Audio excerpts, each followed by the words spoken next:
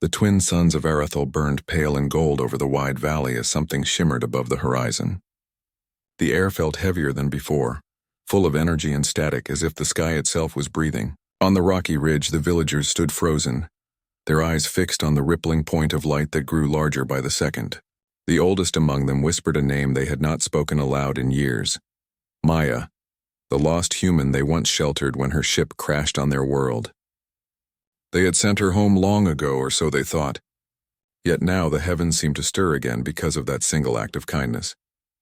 Kiran, an elder of the village, walked slowly toward the ancient ring of stone on the plateau. The circle had been there since before any of them were born, a relic of unknown makers. It had always been silent, lifeless until now. Dust swirled around its base as sparks of blue light began to dance across its surface, tracing the symbols Maya once studied as a child. She used to say they looked like constellations, maps of where she came from. No one had believed the gate could still work, but as the wind howled and the light intensified, Kiran knew something was coming through. The children clung to their mothers. Traders dropped their satchels. The sound of thunder rolled across the plain even though the sky was clear. Then a deep vibration rumbled through the ground, strong enough to shake loose sand from the cliffs. In the next instant, a colossal shadow emerged from the bright wound above the ring, a ship larger than anything Arethel had ever seen. Its surface gleamed like molten silver, with the faint blue emblem of a world on its hull, a small circle surrounded by faint white lines, Earth. The word rose in whispers among the crowd, carried on fear, hope, and disbelief. Kiran's heart hammered in his chest. 12 years ago, his people had saved a child from the stars. They had fed her, healed her wounds, and hidden her from raiders who wanted to sell her to the Salt Lords. In those quiet years, Maya had learned their songs, carved their runes, and promised one day to send a message home. When she left, she smiled and said, "If you ever need help, look to the sky." None of them had taken it seriously. Until today. More ships followed the first, sleek, silent giants with sharp wings and glowing thrusters. They appeared one after another, hundreds of them forming a pattern around the largest vessel. Their lights cast long streaks across the desert floor, painting everything in shades of silver and blue. The air hummed with quiet power. It wasn't the roar of engines, but the whisper of something controlled, something immensely advanced. It was beautiful and terrifying at once. Lisa, the captain of the watch, stepped up beside Kiran. Her hand rested on her plasma spear, though she knew it would do nothing if these strangers meant harm. "That is not a trader fleet," she said softly. "That's a war formation." Kiran nodded, his eyes never leaving the sky. "And yet they do not aim their weapons." A beam of light shone down from the largest ship, touching the ground near the ring. A voice echoed through the valley, clear, calm, and unmistakably human. "This is the Terran Relief and Response Fleet," it said. "We come to the world called Arethel. We received your signal signed by Maya Rios. We are here to honor her debt and to answer your call." The villagers gasped. Some dropped to their knees, others clung to each other. The air trembled again as the light from the ship pulsed softly, almost like a heartbeat. Kiran pressed his palm to his chest. Maya had kept her promise. Somehow, across the stars, she had found her way home, and brought her people with her. He moved toward the speaker column built beside the gate and activated it. "Terrans," he said, his voice echoing across the open field. "This is Kiran of Arethel. Maya was with us. She learned our ways, and we loved her as our own. But she was taken from us by raiders. We sent your name into the sky so she would not be forgotten." There was a long pause. The silence stretched so long that even the wind stopped moving. Then the same voice returned, lower now, steady and filled with emotion. "We thank you, Kiran. Your kindness saved one of our own. Humanity does not forget. We will find Maya Rios and those who took her. We promise you, no harm will come to Arethel." Above them, the Terran ship shifted position. Drones spread out, forming protective rings around the city. Onlookers stared as streams of light descended from orbit. Landing craft, rescue pods, and relief containers falling gracefully through the thin clouds. It looked like a rain of stars. The air grew cooler as their thrusters sent waves of mist across the sand. The first vessel touched down near the edge of the plateau. Its ramp lowered slowly, releasing a breath of cold air that carried the faint scent of metal and ozone. A group of humans stepped out, dressed in dark blue suits marked with the Earth emblem. Their faces were tired but proud, their eyes filled with determination. At their center walked a woman holding a worn cloth patch, the same patch Maya had sewn onto her jacket when she lived among them. Kieran recognized it instantly. The woman looked at him with trembling lips. "You are Kieran," she said. "You kept my daughter alive. You sent her name home." "Thank you." Kieran bowed deeply. "She gave us light when we had none," he said. "But the ones who took her still breathe." The woman's expression hardened. Not for long. A soft hum filled the sky again as the massive flagship began to move, casting its shadow across the valley. The villagers watched, hearts pounding as new shapes appeared behind it, ships reconfiguring into formation, engines burning bright blue. The entire horizon shimmered with motion. Humanity had come not just with words but with power. From the distant canyon came a low boom. Raider engines, fast and desperate. Lisa raised her scope, scanning the horizon. "They're moving her," she said. "They know you're here." The woman lifted a communicator to her lips. "All Terran wings," she said, voice sharp as glass. "Track the canyon signal. Confirm Maya's code and prepare interception pattern Alpha." The air trembled again. Kieran felt it deep in his bones, the calm before something unstoppable. Above, the Terran fleet began to pivot toward the canyon, sunlight glinting off 1,000 metal surfaces. The ground forces spread out with precision. The villagers stood in awe, realizing they were witnessing something history would never forget. Then the communicator crackled. A faint voice broke through the static, young, breathless, and familiar. "Mom, Kieran, I'm here. They're moving me." A harsh noise cut her off, followed by a cold, rasping laugh from another voice. "Stand down, Terrans, or she dies." The channel went dead. For a moment, the world stood still. Dust swirled in slow spirals under the burning suns. The commander's eyes darkened, her hands shaking only slightly. Then she whispered, "No one hurts my daughter again." Above the valley, the fleet's engines roared, lighting the heavens like dawn. The Terran Armada had arrived, and Arethel would never be the same again. The sun had barely moved when the first wave of Terran dropships spread out across the canyon border. Dust lifted in wide arcs, glinting in the light like falling gold. From the city walls of Arethel, the villagers watched in silence as the sky filled with the hum of human machines. They had seen nothing like it. Shining vessels moving with precision and grace, wings unfolding like birds in slow motion. To them, this was no army. It was a storm that obeyed commands. Kieran stood beside Lisa on the watch platform, his robes tugged by the dry wind. "They move like one mind," she said quietly. No shouting, no confusion, only rhythm. He nodded, following the movements of the humans below. "They are here not for conquest," he murmured. "They move for something else. Something that belongs to their hearts." A voice came through the open communicator. It was the woman who had claimed to be Maya's mother. Her tone was calm but strong enough to cut through static. "We're tracking her signal," she said. "The beacon you helped her make, it's still active. She must have hidden it before they moved her." Lisa leaned closer. "Can you locate it?" "Almost. It's faint and buried under interference." "But she's alive," the woman answered. "And they're trying to use her as leverage." The last words made the air heavier. No one spoke for a long time. The thought of Maya, once the small lost child who had drawn stars in the sand, now held captive again, burned in Kieran's chest. He looked up at the massive white flagship hovering like a second sun above the clouds. Humanity had returned for her.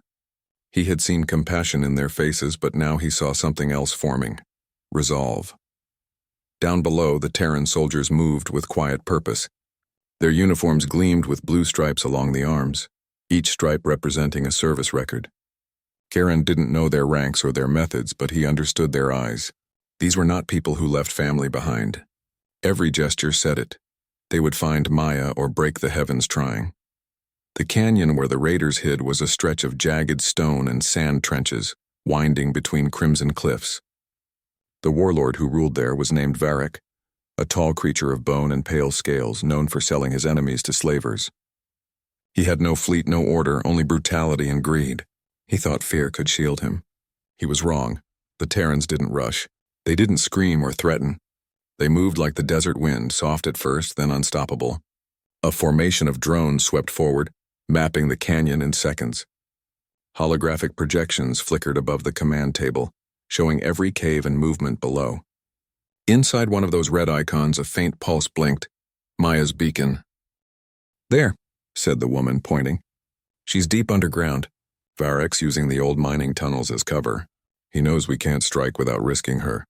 Her second in command, a tall man named Holt, replied, We can't drop fire on the canyon, ma'am. Too unstable. One wrong shot and the tunnels collapse. Then we don't shoot, she said. We walk in. The other Terrans turned their heads. With respect, ma'am, Holt said. That's suicide if he's rigged traps. The woman's voice was steel. He took my daughter once. He won't do it again.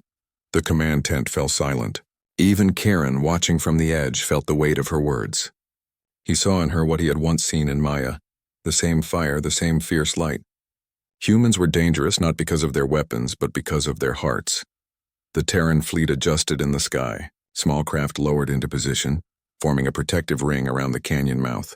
Beams of soft blue light carved paths through the haze, marking safe zones. Lysa turned to Karen. They're sealing the exits, she said. They're trapping him. Karen smiled faintly. No, he said. They're giving him a choice. Inside the canyon, the warlords' forces scrambled. Their engines sputtered, their crude weapons charged. Varek shouted orders through a cracked comm, his voice full of arrogance.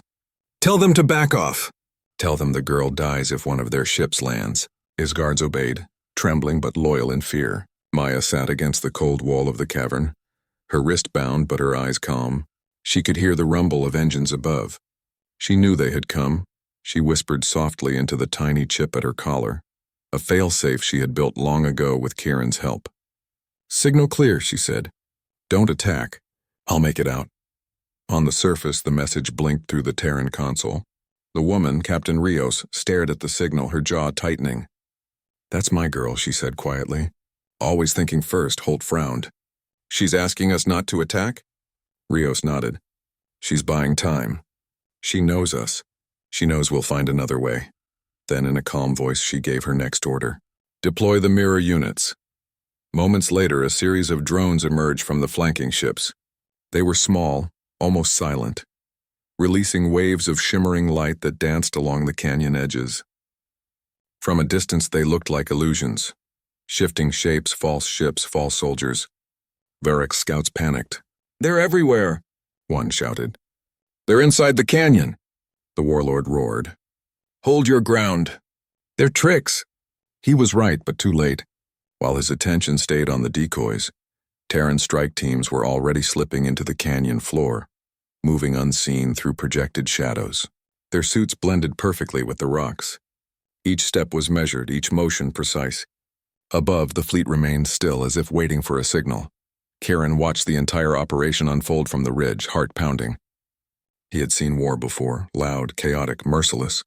But this was something else. It was discipline wrapped in silence. They fight like craftsmen, he whispered. Lysa nodded. No noise, no waste. Only purpose. Inside the canyon tunnels, Maya lifted her head. She heard footsteps echoing softly. Her guards stood tense, their weapons shaking. A sudden burst of light flooded the chamber, white, pure, blinding. When it faded, she saw them. Terran soldiers standing in formation, visors glowing blue. One stepped forward, hand extended. Maya Rios, he said, voice steady. We're here to bring you home. For a moment, Maya couldn't move. Then tears rolled down her dusty face.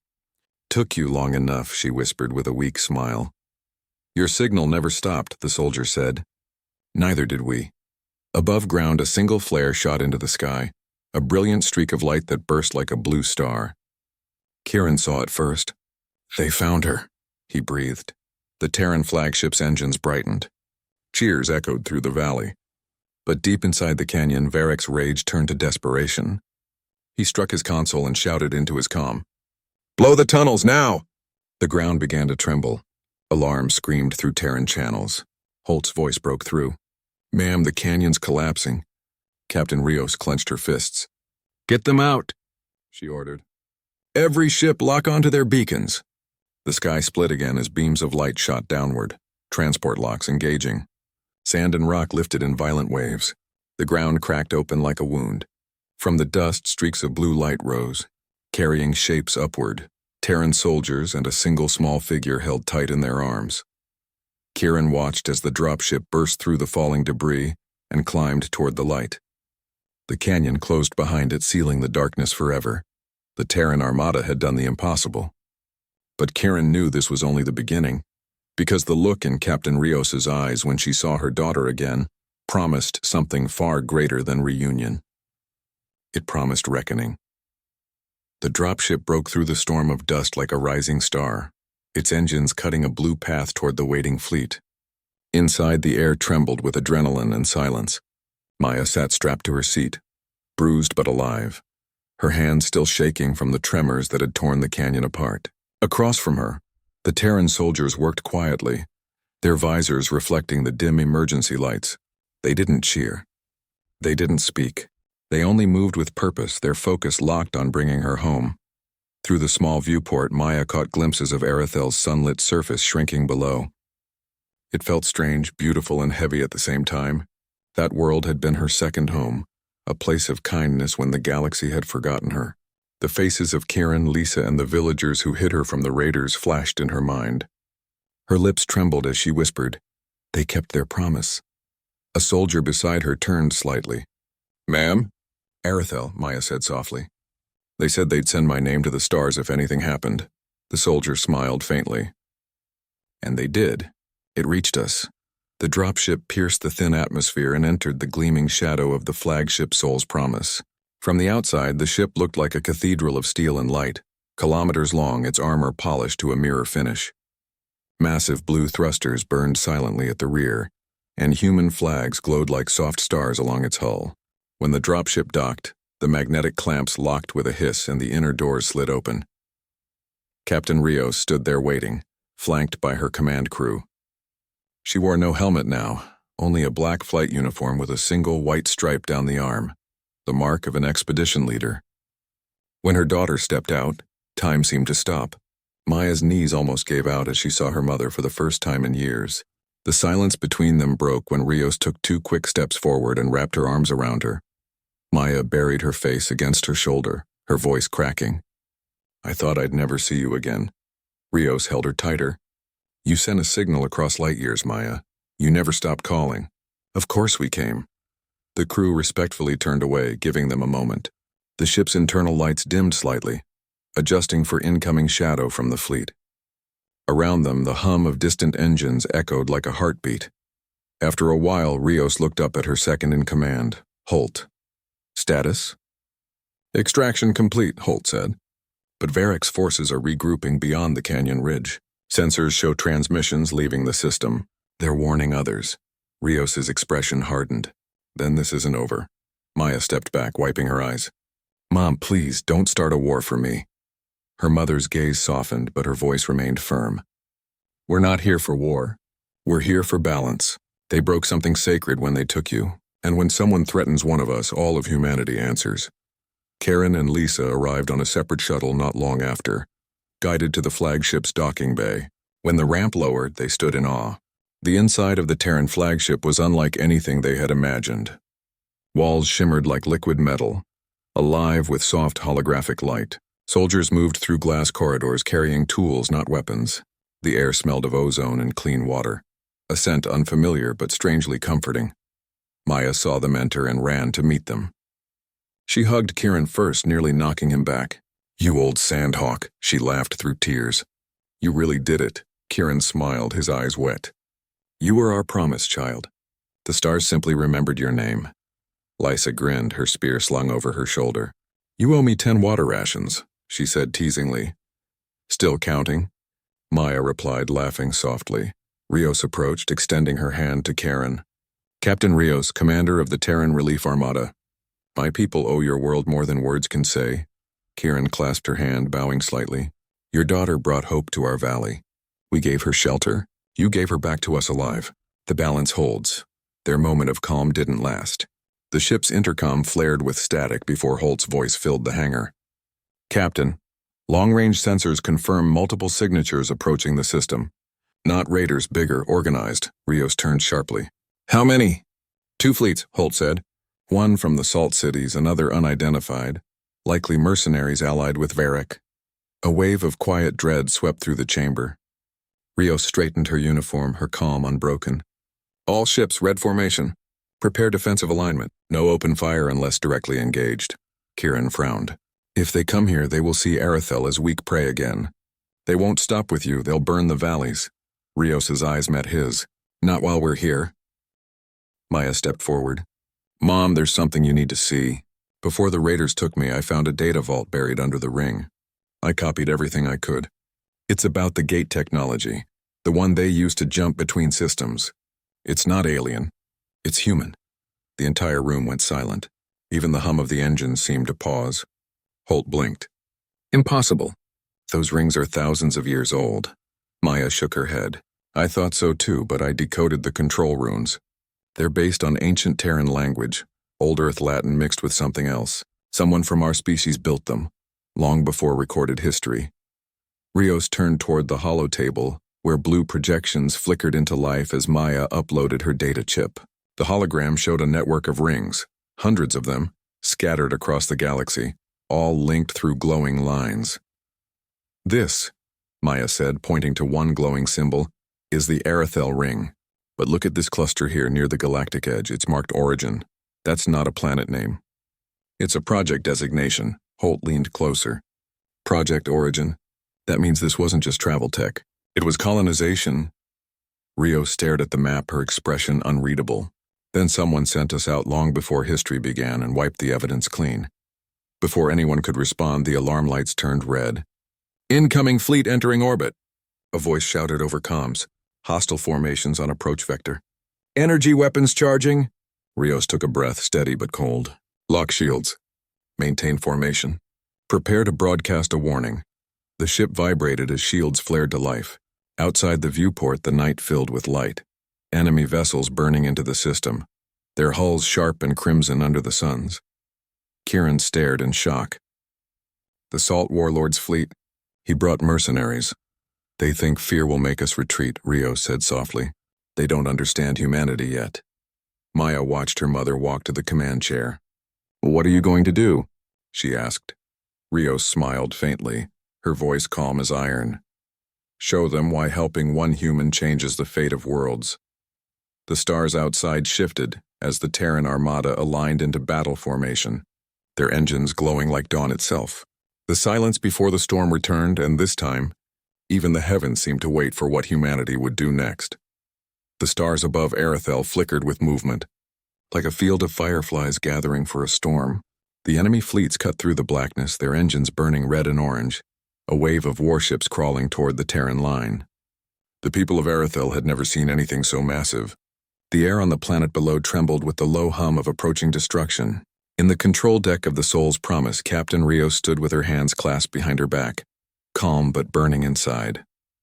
Her daughter sat beside her at the navigation console, eyes locked on the display as the enemy came closer with every heartbeat.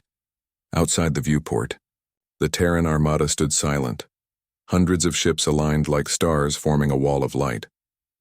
No threats, no warnings, only silence, and somehow that silence was more terrifying to the enemy than 1,000 roars. Each Terran vessel carried shields that shimmered faintly like morning dew, faint blue barriers waiting to ignite at the first strike. The fleet wasn't just ready for battle, it was waiting for permission. Maya watched the radar as the hostile ships entered firing range. They're charging weapons, she said, her voice steady but low.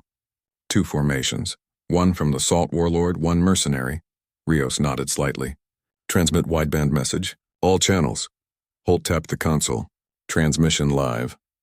Rios leaned forward, her voice carrying the weight of a promise made generations ago. This is Captain Elena Rios of the Terran fleet. You have entered a protected world under Terran care. Any act of aggression will be seen as a declaration of war. You have one chance to stand down. The signal stretched across the void. For a moment there was no answer. Then a voice crackled back, harsh and arrogant. You come into our skies, human, and speak of protection? This world belongs to Varric and the Salt Lords. Leave or watch your daughter burn again. The bridge went silent. Maya's hands tightened into fists. Rios's expression didn't change. So be it, she said quietly. Outside, the enemy fleet fired first. Streams of red plasma cut through space like streaks of blood, slamming against the Terran shields in blinding flashes. The impact lit the sky above Arethel, turning daylight into false dawn. Villagers below gasped as thunder rolled across the valley, but when the smoke cleared, the Terran wall still stood untouched. The blue shield shimmered once, absorbed the energy, and faded back to calm transparency. Rios raised her hand. Return fire. Controlled pattern. No overkill. Holt relayed the command, and instantly the void exploded into precision. The Terran fleet moved as one, every ship firing in perfect rhythm. It wasn't rage. It was art. Streams of white and blue light pierced the darkness, cutting through enemy formations with surgical accuracy. Each shot disabled engines, disarmed weapons, or crippled control towers, but never destroyed the ships entirely. Rios wasn't here to slaughter. She was here to end fear. Karen and Lisa watched the battle from the observation deck below the ring gate. The sky burned silver and blue, each burst reflecting off the desert plains like waves on water. I've seen wars that turned oceans red, Karen whispered, but never one that looked like this. Lisa nodded, eyes wide. They fight with mercy. Even in power, they choose restraint. Above them, the Soul's Promise turned slowly, positioning itself between Arathel and the advancing fleets. The ship's engines pulsed like the heart of a star. Inside, the crew moved with perfect control. Maya leaned closer to her console, analyzing the enemy's patterns. They're regrouping, she said. Varick's command ship is pulling back, using the mercenaries as a shield. Rios frowned. Coward. He hides behind others while threatening the weak. She turned to Holt. Deploy the interceptors. Cut off his escape vector. The smaller Terran fighters detached from the fleet like shards of light, weaving through enemy fire with impossible grace. They were silent, sleek, and fast.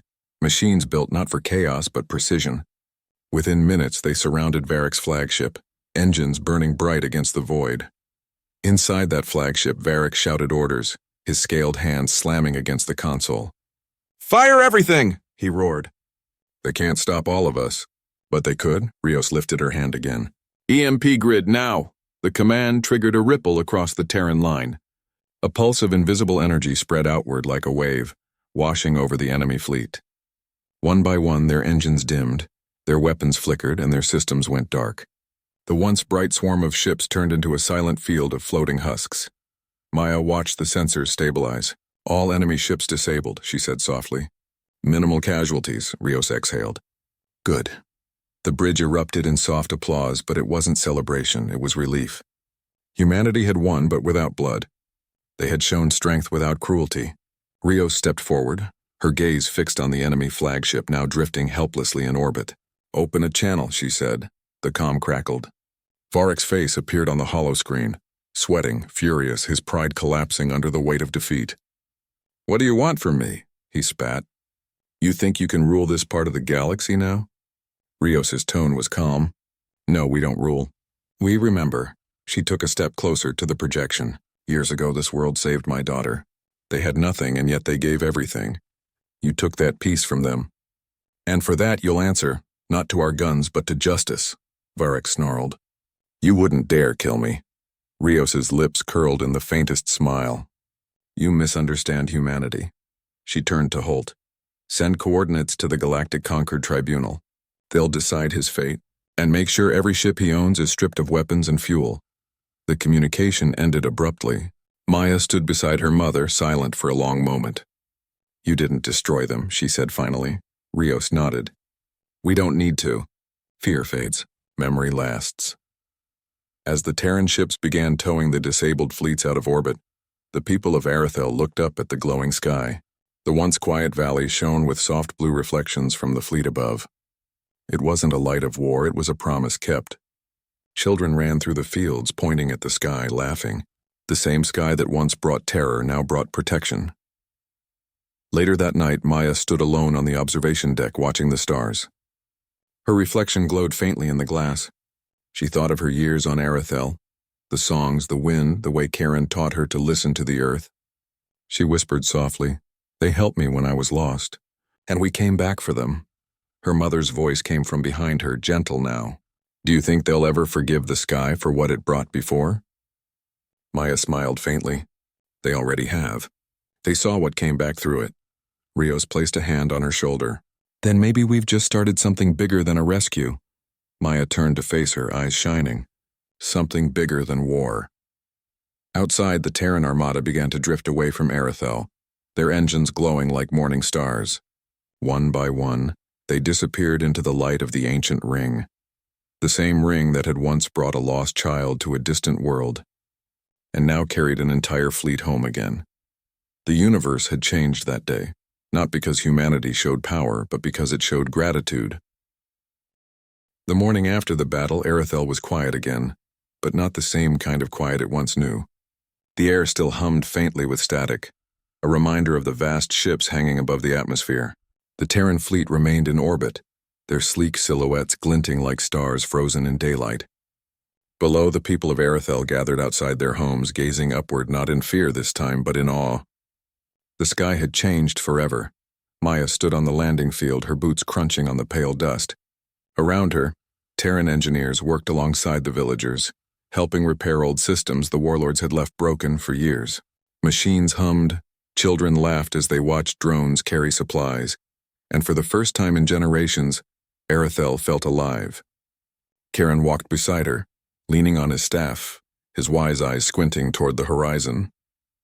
"When you first fell from the sky, I thought the stars had cursed us," he said softly. "Now I think they were giving us a second beginning." Maya smiled faintly. "You were the first to see hope when everyone else saw danger." He chuckled. "Hope is easy when you meet a child who argues with the moon." They both laughed quietly, the sound soft under the wind. But the peace was fragile, Maya knew it. Even though the Terrans had disabled the warlord fleets and captured Varric, the message of their arrival would spread. Somewhere in the void, other empires were already asking questions. Who were these humans? How did their ships silence 2 fleets in minutes? And why did they care for a small world like Arethel? Up aboard the Sol's Promise, Captain Rios stood in the command room studying the holographic map Maya had discovered. The ring network glowed before her, hundreds of ancient gates connecting worlds across impossible distances. Some shone bright and alive, others flickered weakly, forgotten or buried. At the center pulsed a single mark, Origin. Holt stepped closer, frowning. "We've been running scans since you uploaded the data," he said. "There's something strange. The signatures from these gates, they're not just similar. They're identical to our modern jump technology." Rios's brow furrowed. "Meaning?" "Meaning," Holt said, lowering his voice. "We didn't rediscover faster-than-light travel centuries ago. We inherited it." The captain stared at the glowing web of gates. "Then whoever built them was us," Holt finished quietly. The thought settled heavy in the room. Humanity had always believed itself young among the stars, a new race exploring ancient ruins. But if the rings were their own creation, it meant their ancestors had once ruled this galaxy long before history remembered, and then vanished. Rios took a slow breath. "If this gets out, every empire in this sector will want these rings, including the Council worlds. We can't let them weaponize them again." Before Holt could reply, the ship's sensors pinged. "Incoming signal," a technician said. "It's not local. It's bouncing through multiple gates. It's human." The crew turned as the main display flickered, static washing across the glass. Then a faint, broken voice emerged, distant and echoing. "This is Sentinel Base, calling any surviving Terran fleets. The gates are awakening. Coordinates, origin." The signal cut off in a burst of white noise. Rios's eyes hardened. "They're not just gates," she said quietly. "They're waking up." On the surface, Maya helped a group of children hang bright ribbons across the repaired wind towers. For them, the past day had been a miracle, but her heart carried a weight the others couldn't see. The discovery of the ring network meant more than just history. It meant danger. Every empire would now hunt for origin, and Arethel might become the center of something far larger than anyone imagined. She turned as Lisa approached, her armor dusty and dented, but her smile fierce. "You look lost in thought," Lisa said. "Just wondering what comes next," Maya replied. "We won a battle, but something tells me it wasn't the real fight." Lisa leaned on her spear. "You humans always think the story keeps going." Maya looked up at the shimmering Terran ships overhead. "That's because it always does." Their conversation was cut short by a deep rumble from the sky. A single Terran shuttle descended, kicking up a storm of dust as it landed. The ramp lowered and Captain Rio stepped out with Kieran at her side. Her face was calm, but Maya recognized the weight behind her eyes. "Maya," Rios said, "we need to talk." They walked together to the edge of the old ring, now fully reactivated. Its symbols glowed with pale blue light, pulsing like veins of energy. Kieran traced one of the symbols with his finger. "It sings," he whispered, "like a living thing." "It's not just alive," Rios said. "It's connected." Maya's data revealed that this gate, and hundreds like it, share a single core frequency. Someone turned them all on again. Maya's eyes widened. "The signal we received." "From Sentinel Base," Rios nodded. "Whoever sent that message is still out there. And if they know how to control the gates, they could move across the galaxy in hours." Kieran's expression darkened. "And others will follow the light once they see it." Rios looked to the horizon where the suns dipped low. "Which means Arethel will no longer be hidden. We can protect it, but not forever. If war comes again, this place will burn first." Maya felt a hollow ache in her chest. "So we have to find Sentinel Base before they do." Rios met her eyes. "Exactly. You're the only one who can read these symbols clearly. You learned them here. You and I will lead the expedition." Lisa stepped forward quickly. "You'll need a guide. Someone who knows every canyon and ruin in the valley." "I'm coming." Rios smiled slightly. "I was counting on it." Kieran sighed but didn't argue. "Then take this," he said, handing Maya a small carved stone wrapped in cloth. It was smooth and engraved with the spiral of the ring's pattern. "It's from the first gate marker. If it lights again, it means the rings are speaking." Maya held it tightly. "Thank you. I'll bring it back." The evening light turned golden as they walked toward the waiting shuttle. Behind them, the people of Arethel waved, unaware that history was about to shift again. The engines roared softly, and as the shuttle lifted off, Maya looked down at the small blue world that had saved her so long ago. Rios placed a hand on her shoulder. "You once fell through the sky and changed this planet's fate," she said. "Now we'll find out why the sky opened for you in the first place." Maya nodded slowly. "And if what we find at origin is human," Rios's voice was calm, almost reverent, "then it means we were never lost, just waiting to remember." The shuttle pierced the clouds, rising toward the fleet that shimmered above like a promise written in light. As the soul's promise turned toward the farthest gate, a new chapter began, one that would take humanity not to war, but to the forgotten edge of its own creation. The stars stretched into long silver lines as the soul's promise entered the gate stream. Space around them twisted and rippled like a living river of light, bending across impossible distances. For most of the crew, this was routine travel. For Maya, it felt like standing inside the heartbeat of the universe. Every shimmer outside the viewport seemed to whisper, and every whisper sounded faintly familiar.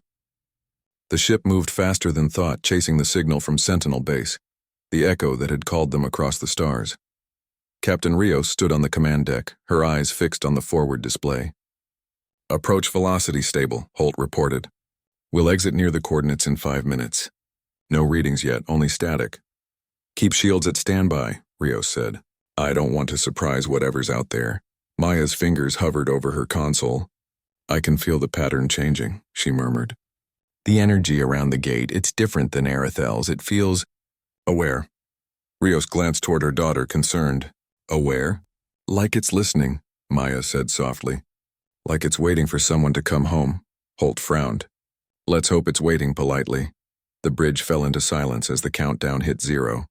The view ahead snapped from streaks of light to open space. The ship jolted once, stabilizing instantly. Then the sight before them took everyone's breath. A colossal structure floated in the void, a ring the size of a planet, built of black and silver metal that shimmered with faint blue veins. It dwarfed the soul's promise, its inner circle glowing with energy so dense it distorted starlight. Around it drifted the remains of ancient ships, Terran designs but older than any in known history. Some were intact, others shattered, yet all bore the same emblem as their own fleet, the blue world of Earth. "By the stars," Holt whispered. "That's impossible." Rios's voice was low. "No, that's humanity's memory." The ship's scanners went wild, flashing warnings and encrypted readings. Maya leaned forward, studying the patterns. "It's alive," she said again. "The gate isn't just a portal, it's an intelligence. It's been sleeping, but something's waking it." Before Rios could respond, a new signal burst across the comms, clearer than before, strong enough to vibrate the entire deck. "This is Sentinel Base," the voice said. Terran fleet detected. Identification confirmed, Sol's promise. Authentication. Captain Elena Rios, welcome home. The crew exchanged stunned looks. Holt blinked. They know you by name, Captain. Rios swallowed. We've never contacted this base before. Not even in the archives. Maybe they contacted you, Maya said softly. A beam of light extended from the great ring, wrapping around their ship like a gentle hand. The sensors went dark for a second, and the next thing they knew, the stars outside had shifted. They were no longer in open space. They were inside something vast, a hollow sphere filled with light. Massive towers of silver stretched miles into the distance, each pulsing with quiet energy. Rios stared at the view. Is this the base? Maya nodded slowly. No, it's a city. A voice came through the comm again, this time calm, warm, and eerily human. You stand within the halo of origin. You are descendants of the first explorers, the architects of the gates. Humanity's return was always written. You have fulfilled the cycle. The bridge went silent. Rios forced herself to speak. Who are you?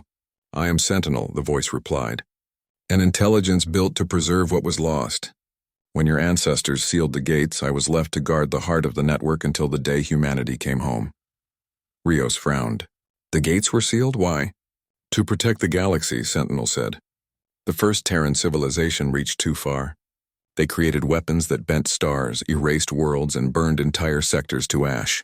To stop the destruction, they erased their own records and scattered their children across the stars, leaving only the rings to guide them back when they were ready. Maya's breath caught. So we were the survivors. Correct, Sentinel replied. And now you have awakened the network once more. The signal from Arethel's gate activated the chain. Soon every gate will open again, and not just for you. Rios's eyes narrowed. Meaning? Others will come, Sentinel said. Those who found fragments of your power over the centuries. They will see the light of origin and seek to claim it. You must decide what humanity stands for before that happens. The deck lights flickered. Alarms flared softly. Holt scanned the console. Incoming energy surge. 3 gates nearby just activated. Multiple fleets approaching fast. Not ours, Maya said quickly. Their signatures are alien. Rios straightened. Sentinel, can you close the gates? I can delay them, Sentinel said. But not for long. The network was never meant to be locked again. It responds to every signal now. They are coming. Rios turned to Holt. Prepare defensive formation. Get the fleet through the main gate and spread perimeter drones. Holt nodded. Yes, Captain. As the crew moved, Maya kept staring at the glowing heart of the halo. The patterns were beautiful, shifting symbols and words she could almost read. They looked like fragments of an ancient language, but more than that, they felt alive. When she touched the console, a beam of light rose from the ring below, wrapping around her hand. Maya, Rios shouted, rushing forward. It's okay, Maya said quickly, her voice steady. It's showing me something. Her eyes glazed for a moment as images filled her mind. Endless ships leaving a golden earth, carrying seeds of life to distant worlds. She saw their ancestors building the gates not for conquest, but to connect, to share, to unite. Then she saw the fire that ended it all. Humans fighting humans, their creations tearing galaxies apart. The gates had gone dark, and the survivors had chosen to forget. When she blinked, tears slid down her face. They weren't trying to escape destruction, she whispered. They were trying to escape themselves. Rios touched her arm gently. Then maybe now we finish what they started without repeating their mistake. The comms flared again. Holt's voice came sharp. Captain, enemy fleet's closing in. 2 minutes to contact. Rios straightened, her calm returning like armor. Sentinel, power the outer shields. We'll hold the line. Sentinel's tone grew almost human. You will not be alone, Captain Rios. The halo remembers your kind. Outside, the massive ring began to awaken. Energy lines rippled across its surface, lighting up one section after another like dawn spreading over a world. The ships of the Terran Armada moved into position, surrounding the halo of origin as new signatures appeared on the scanners, alien war fleets drawn by the light. Maya stared at the oncoming storm of ships, and then at the glowing ring that pulsed beneath them. Mom, she said quietly, I think it's time we show them who humanity really is. Rios's lips curved into a small, fearless smile. Then let's remind the galaxy what it means when one human ship answers the call. The stars beyond the halo flared as the enemy fleets arrived, and once again the Terran Armada turned to face the dark. But this time they weren't just defending a planet. They were defending the truth of who they had always been.